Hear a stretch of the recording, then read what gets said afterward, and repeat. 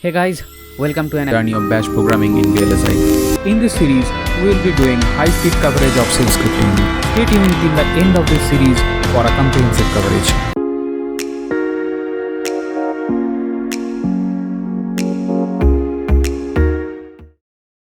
Welcome to the first episode of Bash programming in VLSI. In this episode, we are going to discuss compiled versus interpreted languages. What is shell and shell programming? Set your expectation right from shell programming. First program in shell, hello world. Smart access to the man pages and debugging. System variable, bash RC and user defined variable and typecasting. Exit status of shell script. Handling standard input, that is command line input and command line arguments. Test command and the rectangular bracket operator. So guys, let's begin. So in this first section, we will be discussing the difference between the compiled and interpreted languages. Okay, so the compiled language, as we know, the C is a compiled language. It has 3 steps: source code, you have to write the source code, then compile it, and then run the executable step. So these 3 steps complete the program execution, whereas in interpreted languages it is a 2-step process: source code plus run the script. So in interpreted languages you don't have to run the compile step. You can create the source code and just run it in the particular interpreter. So why we are discussing this? Because shell is a interpreted language. That is, shell programming that we are going to discuss is a interpreted languages. So we must have a clear idea and the clear difference between the compiled language and interpreted languages, because generally in colleges that we learn C as a first languages, okay, and that is a compiled language, and when we come to the shell, so we must know the difference. Okay, let's go to the next point. The compiled language run faster, whereas the interpreted language runs slower. The reason is compiled language creates a binary. Okay, that is the reason, and the binary executes faster than an interpreter. Third point, compilation errors prevent the code from compiling. So you have done some mistakes in your source code, so it will halt you at the compiling step. Now there is a striking difference. In interpreted language, all the debugging occur at the runtime, so there is no compilation, and when you run the source code you come to know about your mistakes. The final binary is executed directly by the CPU. Okay, in interpreted language the source code is interpreted by the interpreter and hence your output comes. Compiled language example is like C, C++, C Sharp. And interpreted language we can take the example as Shell, Perl, Python, Tcl, Ruby, etc. So let's go to the next section. What is a shell?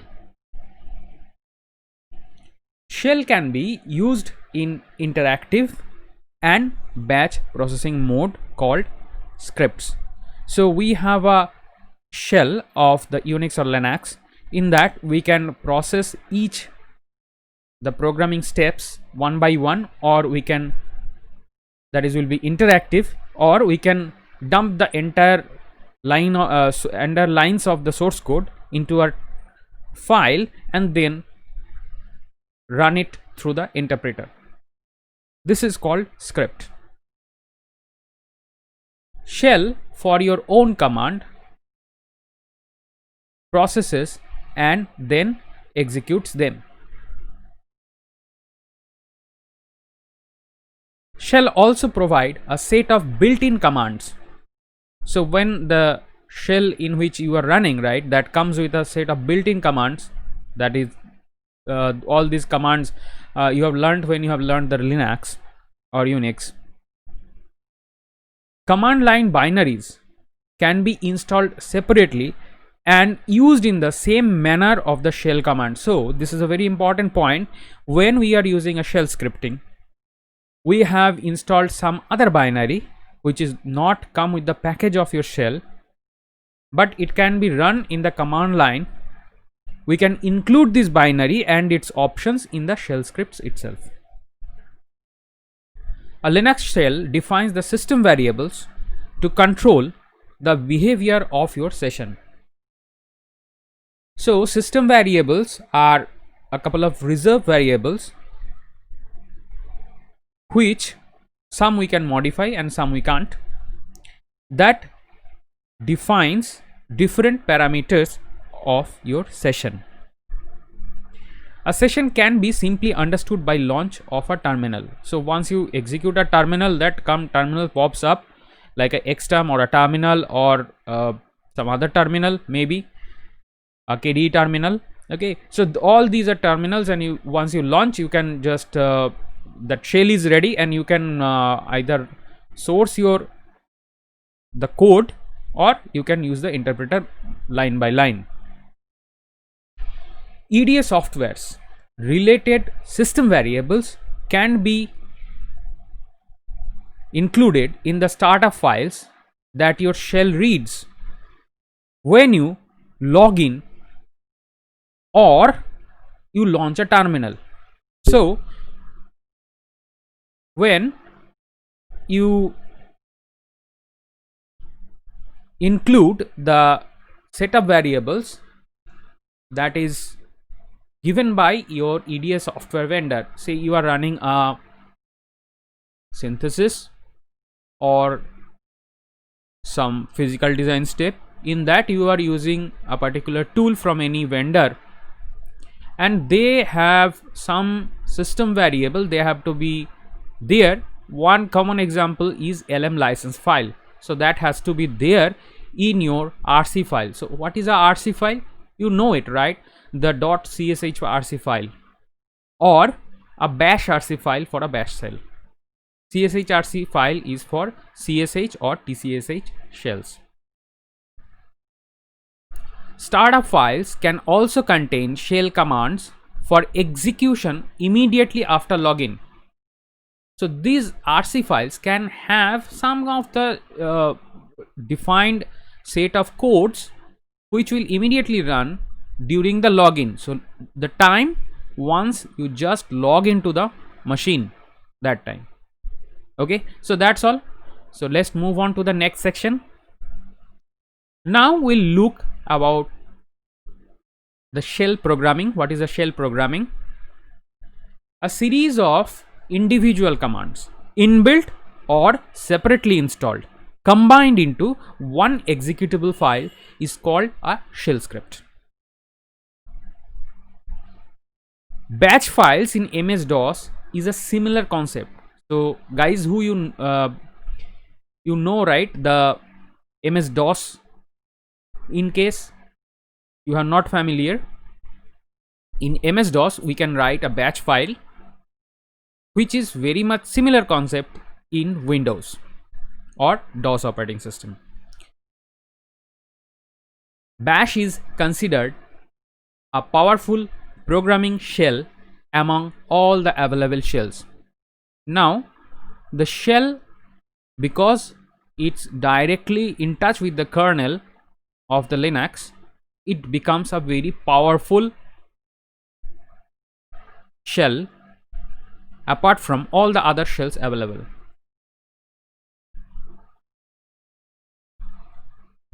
And among these shells, bash is very powerful in terms of programming. Scripts when in other shells may be hazardous to your health, so and mind, as well as to the program. So when you write script in any other shell language like TCSH or CSH, these are not well developed and it will create glitch during your programming. So in that perspective, bash is the most widely used shell programming language. So let's have a look of a small shell script or shell program. First line is always a hash bang, then the path of the bash shell, that is user/bin/bash, and then the code. So here I have given an example of a particular code that I write in my Linux system for a handy use. Generally I download a lot of fonts in zip format, and in a folder maybe 10-20 files are there, and this unzip command you can see here is separately installed. It doesn't come with the Linux package. The limitation is that this unzip command, we have to unzip each file by a single command. So this short shell programming I have written, which iterates under a particular directory, lists out all the zip files, picks up one by one them, and then applies the unzip command on each file. Also, in my bashrc file, I have made an alias that unzip all to the saved path of this shell script. So this is the beauty of the shell programming, that you have written a shell script and you set a alias for that, and you, when you want to execute it, every time you don't have to go find it and then execute it. Simply, instead of that, you can use the alias. So this is the beauty of the shell scripting or shell programming. So guys, let's move on to the next section. Wow. So this section tells you to set your expectations right and the limitations of shell programming. So when you learn about shell and you hear that it is connected to the kernel, you might be quite amazed that it's something language that can do everything. No, it is not like that. Shell have certain limitations you must be aware of before you start the shell programming, so that in between of your source coding you don't get unexpected stop. So the first point is intense mathematical computation, like floating point, complex number. These are not supported. In that case you can use C++. And guys, why I am telling at the beginning? Because you must be aware of a language's limitation before you start coding in that language. Otherwise you have all concepts and everything done at your end, and then will be stuck at some point. So the next point is cross-platform compatibility. If you need it, shell is not the right choice. You can use C++ or Java. Guarantee the integrity of your program against hacking or reverse engineering. Well, shell doesn't support that also, because it is an open script and you can someone can read it easily, and it cannot be encapsulated. Project consists of subcomponents with interlocked dependencies. So in that case also you cannot use a shell script. Extensive file IO operations required. Shell has a very primitive file IO system, and it is not up to the mark like to use it in extensive way, so in that case you need to do a file IO, a lot of them. So you must use Perl, Python, Ruby, C, C++, Java, or whatever you are using. So in that case, for scripts, right, you can use, or interpreted, you can use Perl, Python, Ruby, or if it is compiled, right, you can C, C++. Let's come to the next point. Need native support of multi-dimensional arrays. Well, in shell there is one dimensional array only, so you need a multi-dimensional array, you go to Perl, Python, or Ruby. Need complex data structure such as linked list or trees.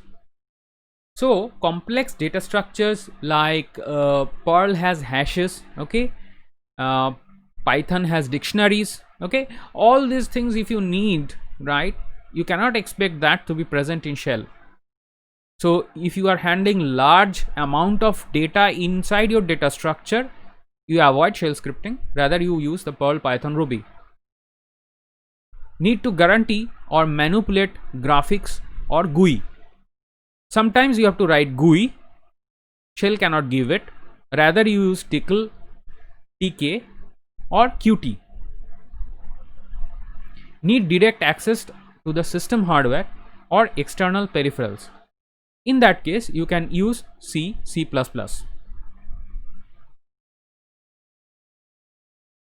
Need port or socket IO. In that case, you also cannot use shell scripting. Proprietary closed source application. So you are building an application that you want to sell and make it closed source. So in that case, you cannot use shell scripting. The alternatives like are, in that case you can use C, C++, Java, Qt. Object oriented programming. So that is another point that you cannot do in shell. You can use Java, C, C++, Python, Ruby. So guys, in this section we have seen what are the limitations. So now your question is, so if this language has so many limitations, then why should we use it? Because it has a lot of flexibility to operate with the EDA tools and gives you a flexibility that you write a script and you can execute your, say, 10 repetitive steps for execution of your EDA tool. So for that automation, you can use the shell scripting. That is the purpose. And since it is directly connected to kernel of your Linux, it operates very fast. So let's move to the next section. Here we can see in this section we will see that special files. What are these files? So like /etc/profile, this particular file is executed automatically at your login. So this file consists of your initializations of your user ID. The files related to your user ID, they are initialized in this profile file. Okay, then comes your home directory /bash profile. So this is also executed at the login. Then the next file is home/.bashrc. So this dot signifies that it is a hidden file that is not visible to you. And this is also executed at shell startup. So whenever you launch a terminal, it is executed. If you close that particular shell or terminal and then again open, so this will be again executed for that next shell or terminal. So next file is your home directory /bash logout. This will also executed, it will be executed automatically at the time of logout. And then your home/bash history. So this particular file records the sessions command.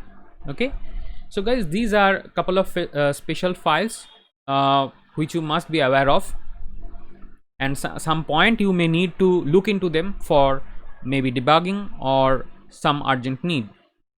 So guys, let's move on to the next section. Okay, in this section this is a hello world. So this is your first program in shell. So let's begin.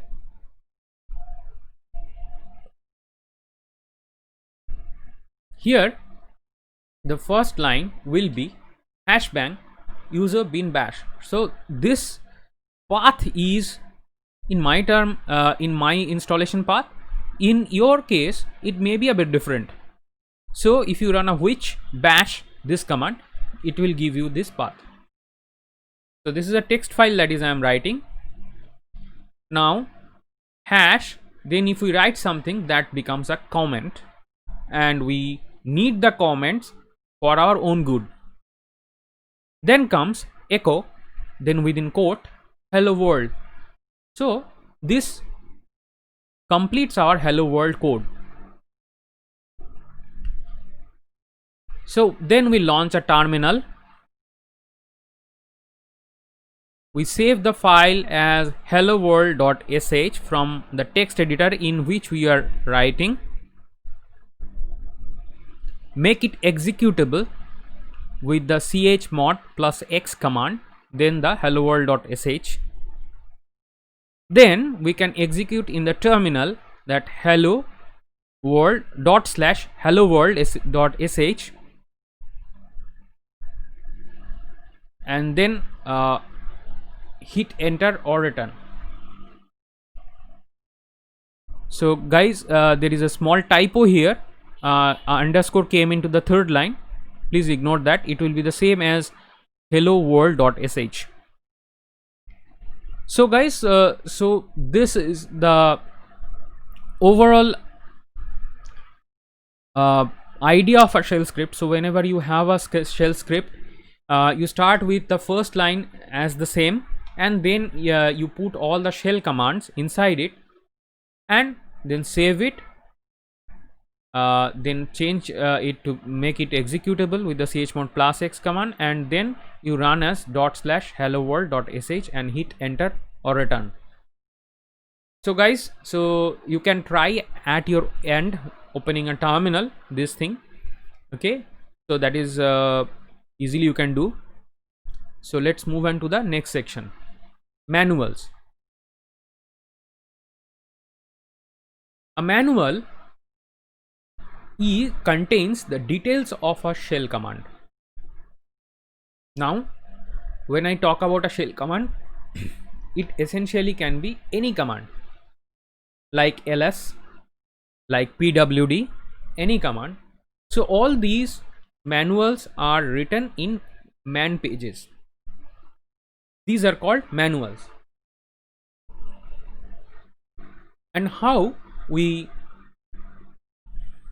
access these manuals? Generally in terminal we type man then space the command name, but I have found one particular drawback of this shell command, man page command, that if there are two languages, right, have the same command, then this man command displays the last installed doc command. Okay, so I have installed tickle after the shell, and there is a same command in between tickle and shell.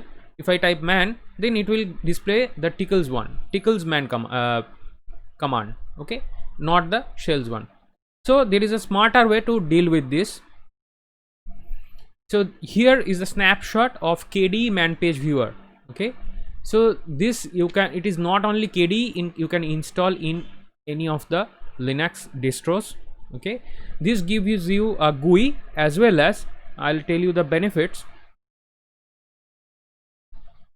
From this particular URL like apps.kde.org/en/help, you can download this particular binary and install in your system. And if you are not the owner, then you have to request your Unix administrator to install this one. And after the installation, this will be the binary. The initial path could be different, but the binary name will be K Help Center. So if you execute this in your terminal, this window will pop up. Here in the window I have done the search for echo. Okay, and here you can see in the choices it gives two choice or the scope, that is one, application manuals and the Unix manual pages.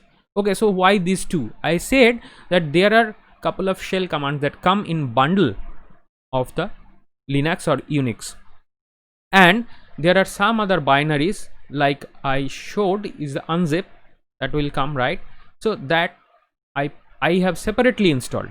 So the separately installed man pages also displayed here. Okay, so we'll see in the next example. So here we can see again I have searched for gets command. So here you can see the application manuals. So if there is some application which is separately installed and it contains something related to this particular gets command, you will get here. And here in the Unix man pages I have highlighted, right, gets. Okay, the first line shows that gets command which is to the inbuilt. Okay, and then there is a gets which is from the tickle. So here you can graphically see, and from there you can navigate to the exact man pages, because when you are doing the shell scripting, right, a man page is always necessary to know the details of a command and different switches and how to give the values according to those switches. So this is a very important part. So I have shared with you this particular smart way of finding the man page. So we are done with this section. So let's move on to the next section. So in this section it is the flattening or debugging of a shell script. Now why at the beginning I am talking about the debugging of a shell script? As I told in the beginning that it is not compiled, so we do not get the errors. Okay, and only errors we can find while it is executed. Okay, so to debug, right, to understand, we can give the echo command to different stages. That is a easy way, like we give printf in C code, but there is a very easy way that we can debug our shell script. So let's discuss, and this has to be learned at the beginning so that whatever code you are doing you can debug it. So the first line I'll have a focus here is hashbang user/bin/bash, and there is a -x command. So this x command does the flattening of the code during the execution. We'll see first, we'll see this flattening, okay, the result, but let's see the code first. So here this code will take inputs strings from a command prompt as arguments, then to this the two values are compared with the first if condition. If they are equal, echo $1 is same as $2. So $1 is the first argument and $2 is the second argument, command line argument. Then else echo $1 is not same as $2. If they are unequal, this will be echoed. Then we close the if with the reverse of if is p. The next, since they are different, let's see which comes first. If $1 less than $2, then echo $1 comes before $2. Else echo $1 comes after $2, and we close the if here. So this is the code. And guys, we have used the -x switch in the bash in the first line when we are calling the bash script, right, bash shell, to execute this script. So let's see how it behaves. This is our scripts.sh. we have saved it and made it executable. Then we are executing with ./script.sh, then 12, then 56. These are two inputs I have given as command line arguments. Now let's see. And now we know that 12 comes before 56. We see how it comes. So with this, you will see first there is a plus sign and the first if condition is getting evaluated. Then you will see which particular block, that is if or else block, it is going. Okay, so the plus command is not the result, but it shows to which particular if or else condition it is going. Okay, so it is going to the else. We can see 12 is not same as 56. Now this line without the plus sign is the actual echo, and we know from where it is coming. Then if the code moves further right, what we the next if condition is evaluated, and then the next line which is marked with the plus, say echo 12 comes before 56, so it enters the if block, not the else block, and accordingly it echoes 12 comes up before 56. So guys, in this example we have seen that how we can add a simple minus x command just to flatten the output, and from there we can see how our code is progressing. Okay, so this way at the beginning you can mention the debugging switch so that you can do the debug.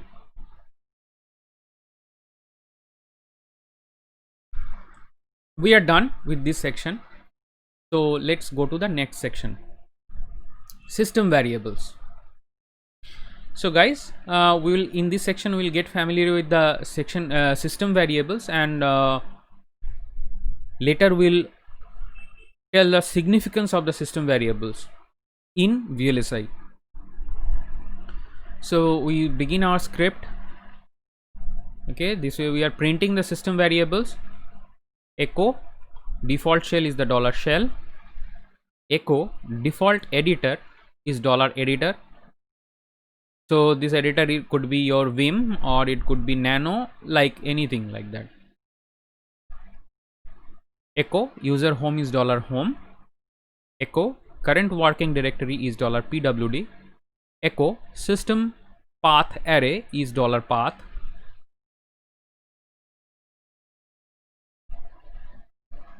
So let us see some more system variables here.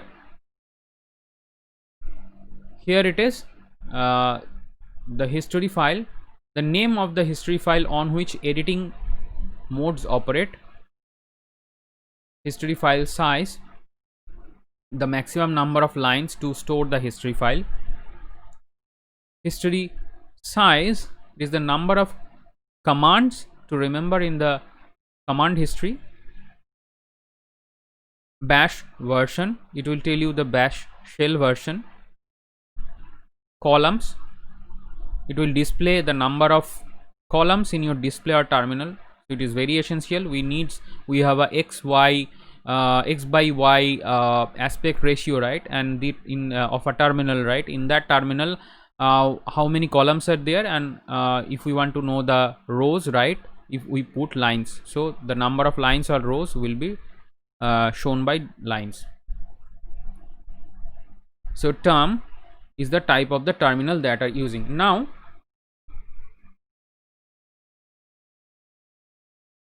we have come to this point where we have shown a bunch of system variables. Now the reason I am the importance of this system variables is that in automation, when we are automating EDA tools, right, these EDA tools have some system variables associated with them which they use, like one is LM license file, other could be tool specific, and these are specified in your RC file. And whenever this particular system variable is specified, it might happen that one particular system variable is used for the for 5 tools from the same vendor. So this is the importance or the significance of knowing your system variables and system variables related to the EDA tools. So let's move on to the next section where we are discussing about the bash rc with an example. So bash rc is executed by bash for non-login shells. So we are using the two variables here. Let's see, we say history size is 1000 and history file size is 2000. Then we need a fancy prompt. We use the terminal, and according to that we set a color prompt yes, and then we close the case. And let us define some of the aliases, right? Alias is ll equal to ls minus alf. So this way you can define the aliases in your bash rc file. So there are two more examples I have given.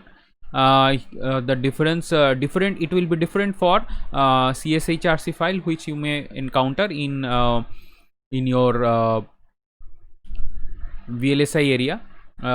Many tools use the variables from CSHRC file, but anyway they are similar, so you can learn about them.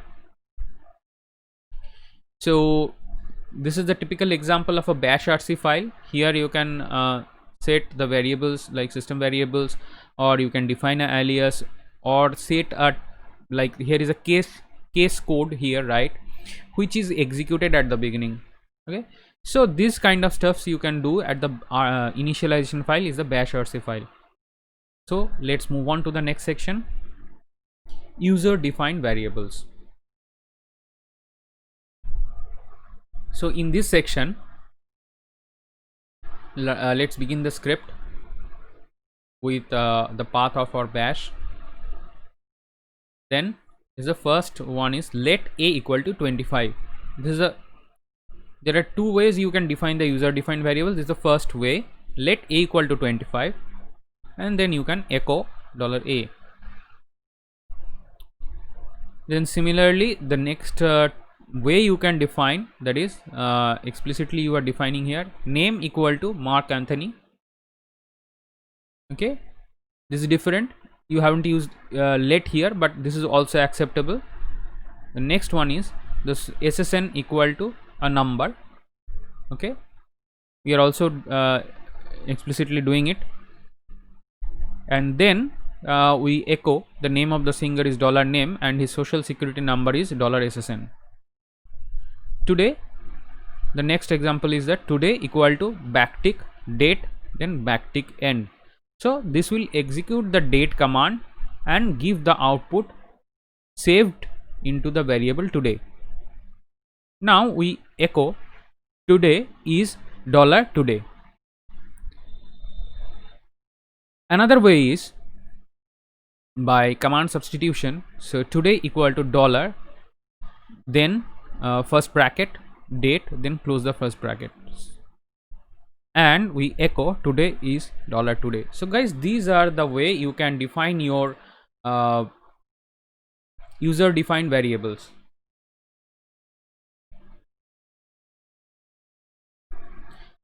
We move on to the next section, that is the comparison of $var versus the var within the curly brackets. Okay. The $var is the value of the variable var. Also dollar, then within the curly brackets or the second bracket the var is there. So it is the value of the variable what var, but it can be used as a substitution. The curly braces end the variable, considers the rest as a string. So this is the word of caution. So let's see with an example. So here the example is shown in a interpreted way, not in a scripted way. So first we write hand equal to 5, then hand sanitizer equal to 60, then we echo hand, it gives 5, echo hand sanitizer, it gives 60. Okay, so next we go and see echo $, then within curly braces hand, we end the brace and then write sanitizer. Surprisingly, we get the result as 5 sanitizer. So up to the closing of the curly brace, the variable is considered, rest is treated as string, and it is echoed as string. Okay, so guys, in this example you have learned the difference between $var and the var within curly braces. So I was talking about the CSH TCSH, right? For this scope of this episode is, or this tutorial is, that we learn the usage of bash scripting for VLSI automation. Here we can see that a normal variable how it can be defined in two different shells, bash as well as CSH or TCSH. In normal, the normal variable in bash we can set as var equal to 34, and the same we can do in the CSH is set var equal to 34. And system variable, here in bash we can do export abc equal to 1198. That this is the syntax we use typically in our bash RC, and the same when we doing in the CSH RC file, we'll do set env abc then 1198. So this way we define. So this comparison is given here, so you can get familiar the way the system variables are defined. Let's move on to the next section, typecasting of a variable. So guys, in programming language we know that there is a terminology called typecasting. So variable, we define the type like integer, string, etc. Okay, so let's see in shell how we define it.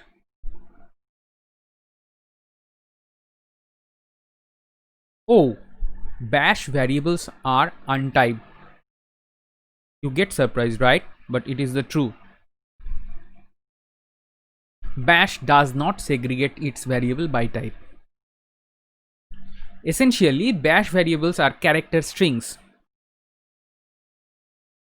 On special contexts, bash permits arithmetic operation and comparison on variables. The determining factor is whether the value of a variable contain only digits. So guys, we don't have a proper so-called typecasting in bash, so be careful about that. And let's see the next examples. So the below cases are possible: a equal to 23, b equal to aa12, and c equal to 12. So in bash we can have these three, any of the three example. Okay, so no typecasting in bash. We are done with this section. Let's go to the next section. Exit status of your command or your script. So guys, as we know that in an interpreted way we can execute the command, and each command will return an exit status.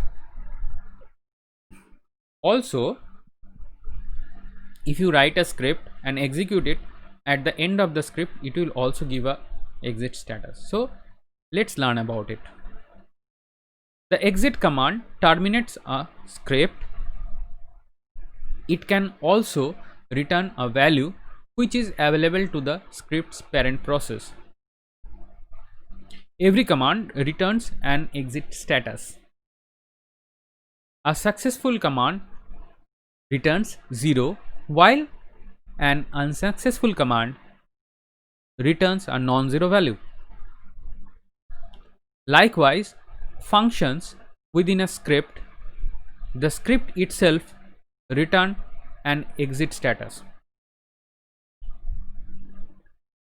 The last command executed in the function or the script determines the exit status. The valid range is 0 to 255. So guys, we have seen that whether it is a script or it is a command or it is a function defined inside the script, each of them can return an exit status.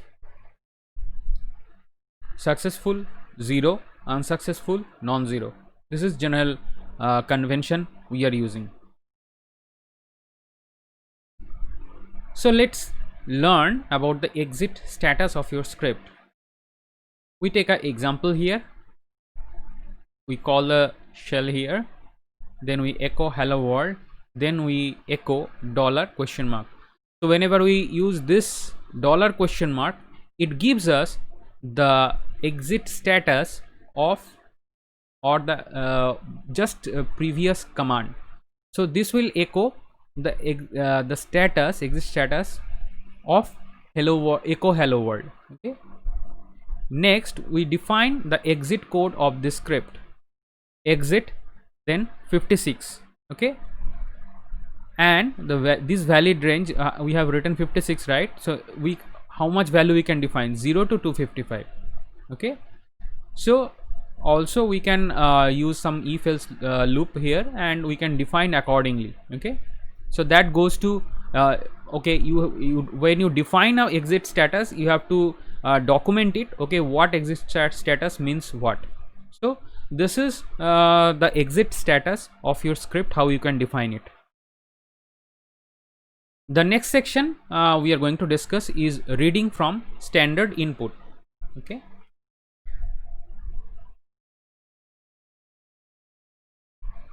we start with our script with calling the bash, reading from the command prompt. Okay, interactively, echo, enter name and surname, then we use the read, and then the first variable is name and the next variable is surname. So this read command will do what?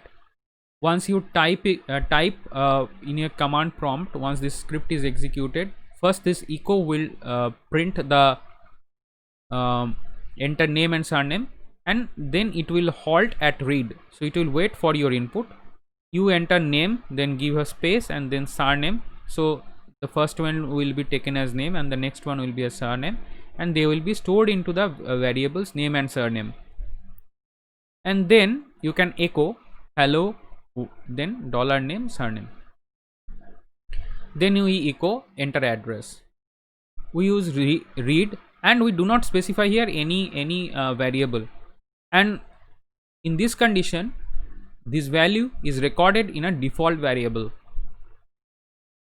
We echo address equal to dollar reply. So this dollar reply is the default variable. Okay, so let's look at some more on the read function. So we use read, then dash p, and then within quote we give the enter username. Okay, p is a switch, and then we use this within quote, it will be printed, and then we use the variable name un. So this in a single, without the echo, it will print and halt to read the your input and store it in un. Now we use read minus sp. Look at the difference, we are using dash sp and then enter password, and then we give the variable in which we will store the password.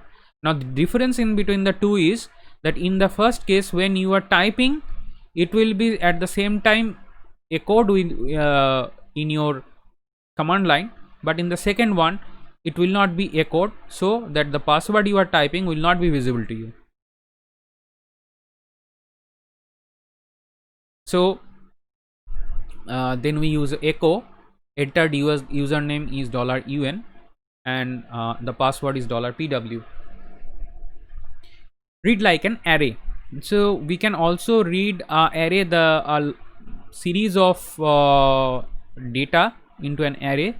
So let's see how we can do it. We say we echo enter grocery list, and then we print read dash a, then list.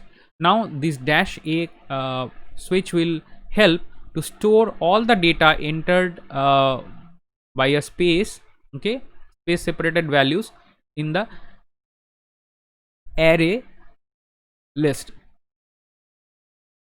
So once we are done and we have entered 2-3 values to the grocery, okay, we'll echo the list is dollar list, then within rectangular bracket 0. So this is the first array element. This is how we print, okay, the array, and then dollar list then 1. So the syntax is shown. So this way you can print the recorded array. Okay. So guys, this section is done. So let's move into the next section. Command line arguments.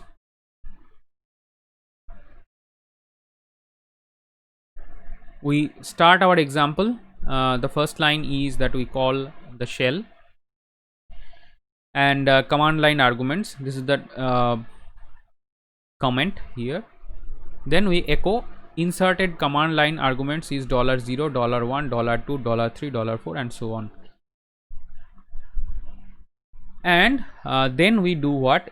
Echo inserted command line arguments are $0, $@ Okay, so once we execute the script, right, and we give the arguments, right, $0 is the name of the script, and from $1 to up to the how many arguments you are giving, right, which are contained in dollar then @ array, okay, will give you the command line arguments. Okay, so $0 your script name and the rest are the arguments. If any of the arguments are present, no error or warning will be issued under the ungiven arguments.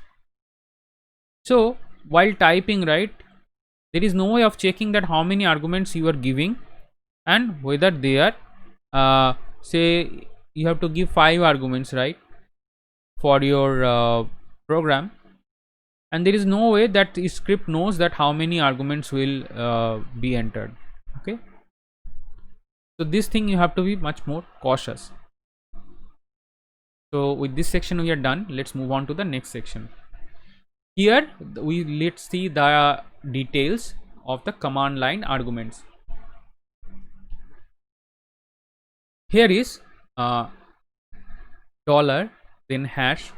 This gives the count, okay, of the command line arguments. It is similar to argc of C language, so I have mentioned it there so that you can relate. $0 is the name of the shell script itself. $1, $2, and so on are the command line arguments in order.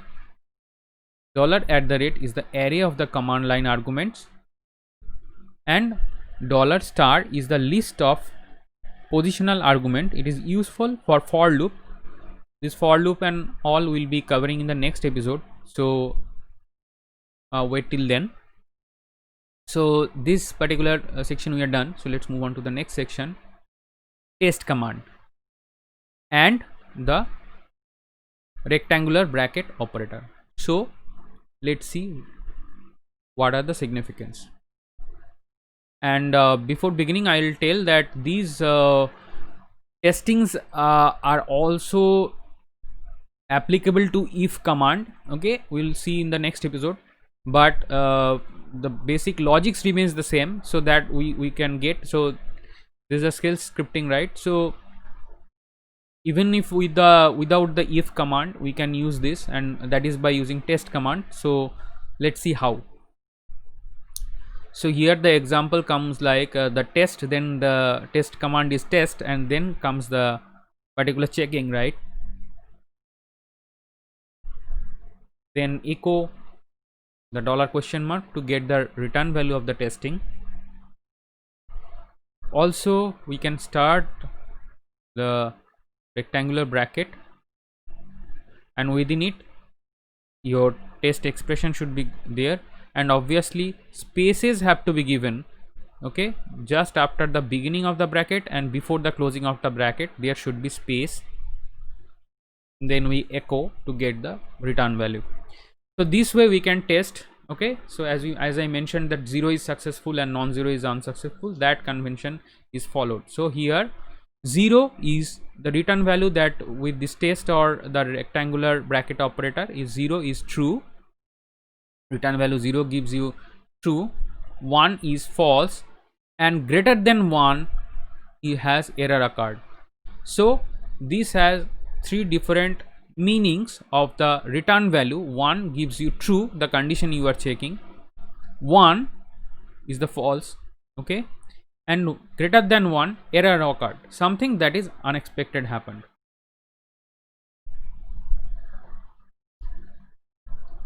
So let's see some examples.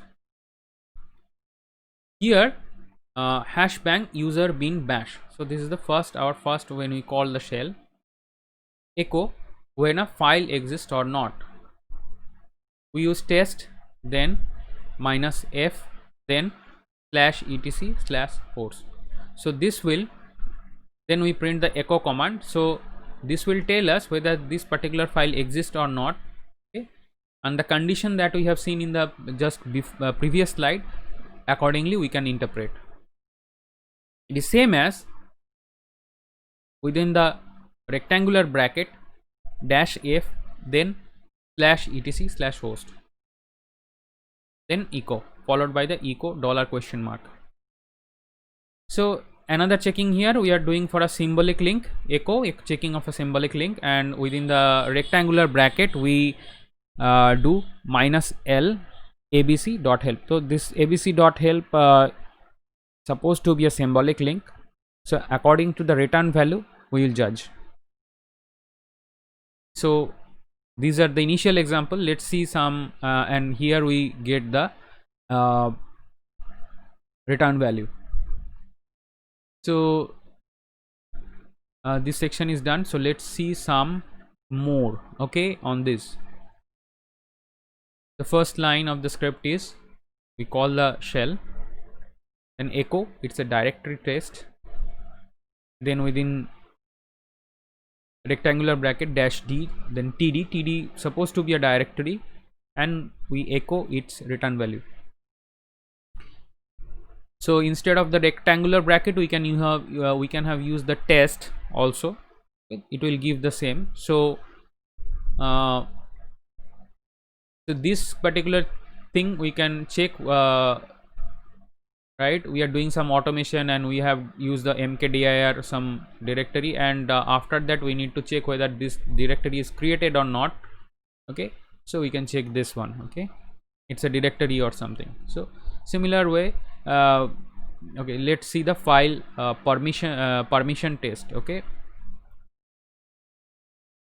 So file permission, we echo rwx.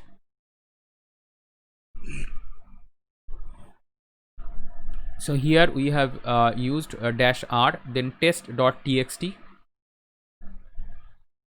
echo the status. So this will give the read permission status, okay. The similar way if we write -w then test.txt, so this will give the write permission, and -x test.txt, and this echo, this will return the whether it is the executable permission is given or not. So this section we are done. We have seen couple of examples here, and we can use these things, and also we can use these testing options which we have used, that also can be applicable for if, which we are going to discuss in our next episode. So let's see the test file operators details, okay. So comparison operator -e checks a file whether file exists, can be used with the rectangular operators. -d, is it a directory? -f, is it a regular file? -r, check the read permission. -w, check the write permission. -x, check the execute permission. -s, file size greater than 0. So these are most commonly used testing conditions, okay.